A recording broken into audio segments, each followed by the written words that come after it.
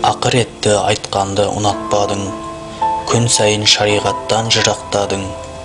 Бір күн сен де кірерсің қара жерге, құтқара алмас бәке, жәке, браттарың. Сәт сайын ілім үйрен, сауап ізде, сол үшін берген Алла сана бізге. Қабірде қойылатын сұрақтарға, қабірге кірмей тұрып жауап ізде.